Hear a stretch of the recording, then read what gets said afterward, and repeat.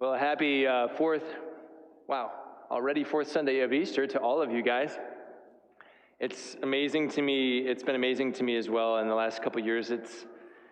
These months of the year always seem to really go fast. When you're in a school setting especially, and you get to spring break, and then spring break's done, and you're like, the end is in sight. We're really coming down the pipeline, so it's very fast. So Easter, this time of Easter seems to really fly by. So we're already a month out from our celebration of Resurrection Sunday, and on the fourth Sunday of Easter every year, we always celebrate Good Shepherd Sunday, right? So you see that in the picture. We always hear from the 10th chapter of John's Gospel on this fourth Sunday each year. We hear a little bit of a different section of it as we rotate through the liturgical years. And this is a really special gospel passage for me. I think I've shared this before, that this took on a very different significance in my life a little over 5 years ago, right before I was ordained a deacon. And you take a retreat before your ordination, and on my retreat, this was the passage that I meditated on. And it was kind of funny because it brought me back to my childhood. You guys probably all remember when you were kids, and inevitably you would have moments with your mom and dad, and they would say to you this phrase, "You'll understand when you're older." Right, we all know that. And usually it was kind of an occasion that they didn't like what's happening or we didn't like what's happening. But that was sort of the explanation of the moment. When you're older, you'll understand. You'll understand. So this is kind of an example that this scripture was, for me, a kind of a revelatory moment 5 years ago. Oh, no.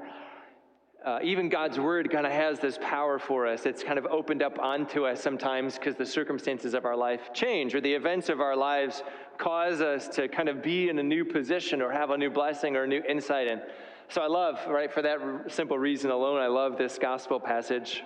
I was thinking about it this week, and I was also remembering, I was asking, God, say more, Lord, what's going on in this passage?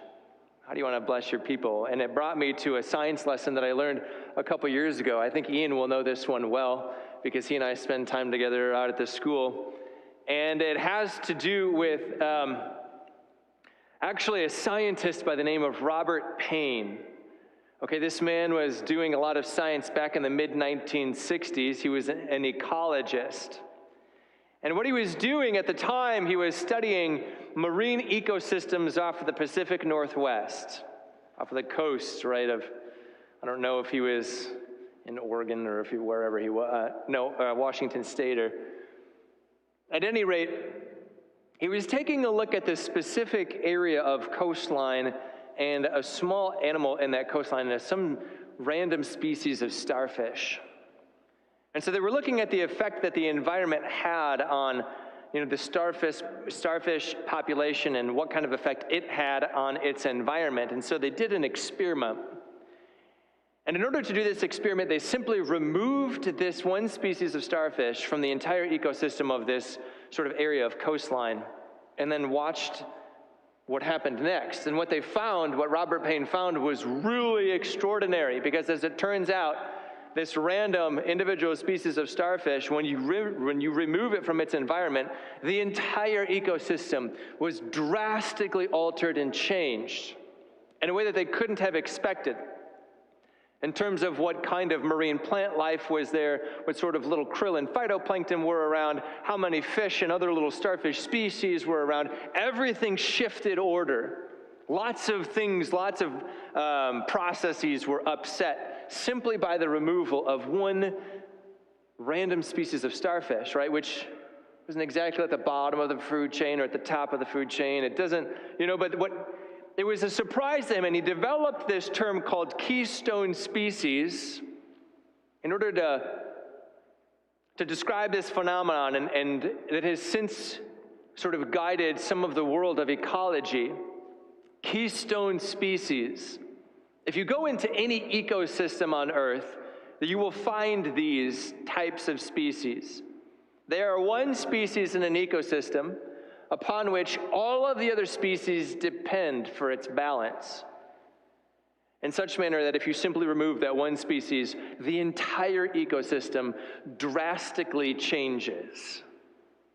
Right? They use the word keystone, right? It's an architectural term. We know what it is, right? If you look in architecture, when they build arches, now we have arches here in our church. We don't have keystones just because of the way that they did it. But sometimes in arches, what you'll see is a singular stone at the very top. It's like a wedge. It's a slightly different shape and size. It sits at the very top of an arch. The purpose of a keystone is literally to hold the entire arch together. It solidifies the arch. It's what makes the arch stand. And then, of course, because the arch stands, you then place weight above that arch, which can transfer the load through columns into the earth. Now, here's what's so important about a keystone, right? In this entire wall, there might be one keystone on one arch.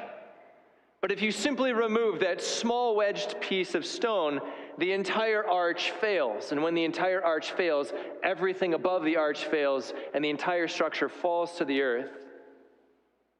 But there's enormous importance sometimes on a little small random thing that seems like, well, why is that so important? Well, Jesus, when he comes to us in the Gospels, Jesus reveals a lot of important truths. And when he uses language very purposefully. What we find in a lot of the gospel stories is that a lot of people describe Jesus in a lot of different ways, right? He's called a lot of different things, right? He's called a preacher, he's called a miracle worker, right? He's called a rabbi, he's called a troublemaker, he's called a blasphemer. Sometimes he's called Son of God. But Jesus himself will use a much narrower set of terms to describe himself. And one of the things he uses to describe himself is this term, Good Shepherd. And in all the Gospels, this is the only place where he really speaks about that, the 10th chapter of John's Gospel. Now, when Jesus calls himself a Good Shepherd, he places this image in the context of sheep and wolves.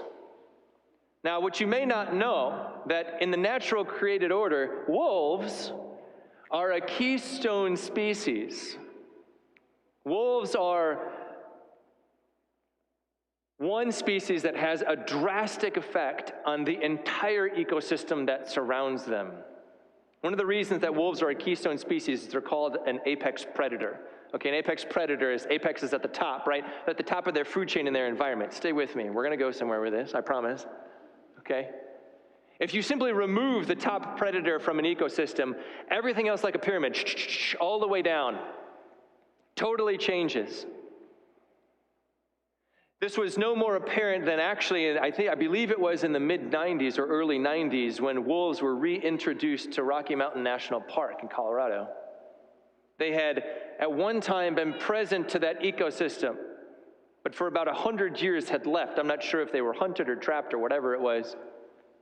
And the entire ecosystem of the Rocky Mountain National Park was affected by the absence of wolves. And so conservationists bred a single pack of wolves, I believe there may be 20 or 30, that they reintroduced into Rocky Mountain National Park.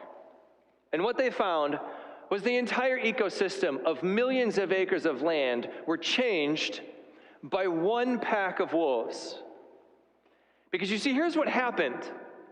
In the absence of wolves, in the absence of this predator, all of the prey that they would eat, which is the sort of the small and the larger woodland animals like elk and deer, changed the behavior of those herds of deer, and they began to graze on different sides of the mountain and cut down the foliage that was around them. They had been doing this for about 100 years. They were enormously overpopulated. And so what would have been a different ecosystem was very plain, like plain lands with problems and erosion. Now, when the wolves came back into Rocky Mountain National Park, they changed the behavior of the herds of deer and elk that grazed on that land, and they began to graze in different areas on the other side of the mountain range. Now, this was really, really significant because due to the overpopulation of all of these herded animals, the plant biodiversity had plummeted in Rocky Mountain National Park. And within a few years of the movement of the herds, the biodiversity of the plant life completely re-diversified. And plants that were absent for a century were now growing again. Shrubs and bushes and even tall trees like aspens. But by the introduction of these new plants into this side of the mountain range, The insect life in the ground changed because all of the insects that are part of these plant environments in the soil of the earth began to return, which in turn changed also the biodiversity and the presence of small woodland animals and small ground creatures that now began to remigrate back into these millions of acres of land where they had not yet lived. But due to the presence now of foliage that wasn't there, there were also an explosion of biodiversity of the avian life, of birds that were now coming back to repopulate this land as well, to live in the trees and to build their nests. But it went even farther than this, right? Simply by the introduction of one pack of wolves, the geography of the entire land changed. It actually changed the pattern of the water in that park. Because since the wolves changed the pattern of the herding animals, it changed the pattern of the plant life and the insect life and the animal life and the bird life, it actually changed the way that the atmospheric side of that side of the range was able to, right, yearly drop its rain in such manner that the rain no longer eroded the earth. So the way in which the rivers bend and the way in which the debris no longer polluted the rivers changed the marine life of the rivers and, in fact, the very shape of the land. One pack of wolves had a drastic effect on the entire ecosystem of millions of acres of wildlife. Isn't that fascinating? So we go back now to this story, right? Because Jesus is very purposeful in how he reveals himself. He reveals himself as a good shepherd. He reveals us as sheep. But he also reveals that in the environment, in the ecosystem of the sheep are also wolves. And he's very clear as well, other places of the gospel, what this means. We know that the wolf is the predator of the sheep. The wolf is represented as the one who is evil, most especially Satan. And when we see it in this light, we know quite clearly what this means, right? We think about, in this imagery, the wolf is a keystone species, something that makes an absolutely drastic effect on an entire ecosystem. Simply by the presence of Satan in the ecosystem of humanity, how much has changed in your life and my life? We are drastically affected, right? Even by a single entity, by something that seems that in the scheme of things might not seem so large, but has an overarching influence. So one of the things that Jesus does is he speaks very clearly and very soberly, even by the use of natural language and by the use of animals, to say, like, no, there are drastic effects that wolves have on a flock of sheep. A wolf knows what it is about. A wolf knows who it is. A wolf knows that it's a predator. A wolf knows what its prey is. A shepherd certainly knows who they are. A shepherd knows what his job is. How does the sheep know it's a sheep? You ever ask yourself that question? Yeah, me neither. Not before this week. Right, but it's an image, right? How does a sheep know it's a sheep? In other words, right, Jesus calls us the sheep. How do we know? How do we know who we are? If the wolf knows who he is and the shepherd knows who he is, how do we know who we are? It's very beautifully written. I actually want to read a short paragraph from you from a document called Gaudium et Spes. It was written in the Second Vatican Council. It really gives some insight on what Jesus is getting at here in regards to describing us. And this is what is written. The truth is that only in the mystery of the incarnate Word, right, that's Jesus, right, the incarnate Word, Jesus. Only in the mystery of the incarnate Word does the mystery of man take on light. For Adam, the first man, was a figure of him who was to come, namely Christ the Lord. Christ, who is the final Adam, by the revelation of the mystery of his Father and of his love, fully reveals man to man himself and makes his supreme calling clear. Jesus, the incarnate Word, in the revelation of the love of the Father, reveals man to man himself and makes man's supreme calling clear. So when Jesus reveals himself, He's also revealing us to ourselves. Now here's where it gets crazy, right? Because how does Jesus reveal himself? Jesus says, I am the good shepherd. I am the good shepherd. And by you knowing me as the good shepherd, you will know yourselves who you are. Why is Jesus a good shepherd? What is it about his goodness that makes it so? Well, Jesus says, I am the good shepherd because I lay down my life for my sheep.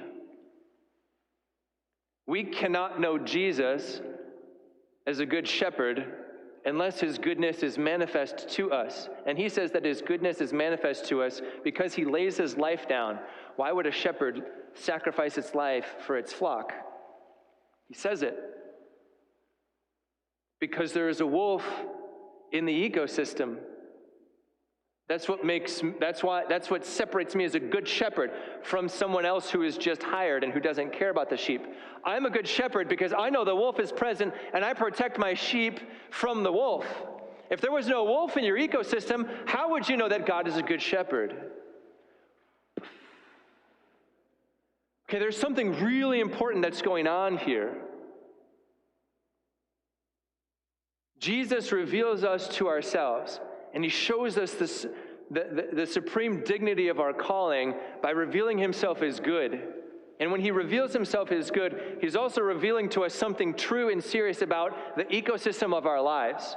Those small things in our lives, especially the presence of the wolf, the evil one, who makes a drastic difference, who has a drastic influence, directly and indirectly, over the things in life that we experience. And in life, we look at this sort of keystone species, right? We look at this sort of drastic ecosystem changer, and we're like, I would rather not be eaten by a wolf. Wouldn't you rather not be eaten by a wolf too? We don't exactly see it as a pleasant reality in our lives. But how crazy that God is able to use even the iniquity of evil, even suffering, even confusion and frustration as a means to show his goodness. And insofar as he shows us his goodness, he actually shows us something true about ourselves and about our destiny and our dignity. Whoa. We think about evil, right, so naturally, so as something that we would rather never, ever deal with. And we spend a lot of time and energy sometimes figuring out how to simply eradicate it from our lives. And the Lord is like, look, I know your ecosystem. I know your environment.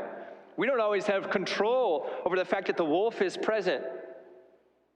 But Jesus says this, I am even able to use the wolf to reveal to you something good about me and therefore about you as well. This is the very thing that allows us as Christians to look at the not so bright and shiny on earth and still have the courage to say the truth. God is good. God is faithful even in this. God protects me even now. I see that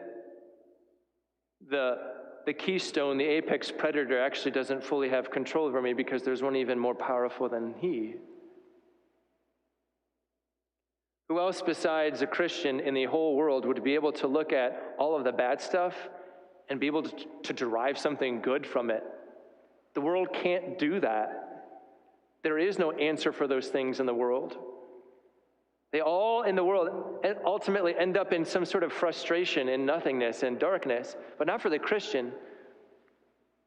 For the Christian, even what is unpleasant, even what is confusing, even what is frustrating, even what is sorrowful and sad and evil, even those can be made useful.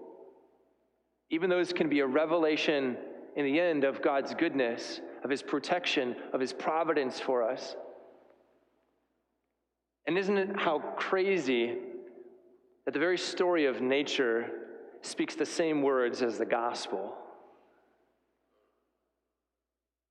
I find that to be a beautiful sort of layer of meaning, right? That we listen to a story. We've heard the story of the Good Shepherd our whole lives, right? We know this story well. But it's like, you never knew that this had anything to do with starfish. Or what the meaning of wolves are, like how even in the created order, like that, it says that it's the same revelation in its own way. When Jesus calls himself our good shepherd, he says this: I know in your life what has great effect over you. I know in your life how much anxiety might be caused by this one thing. I know the drastic effects that seem to have too much influence. I'm aware of those things. That's why I call myself your good shepherd, because I'm the one who is able to provide for you and to protect you, even in what otherwise might just seem completely inexplicable or without meaning or purpose. I can even bring purpose to that. So the invitation then, I think, is beautiful, very consoling for us to understand that Jesus doesn't just say, I'm a good shepherd because it makes us feel good and warm and fuzzy, but because he's addressing very deep, very personal, very important places in our lives that need to be touched by grace, reminding us, I am good. You can trust me in this.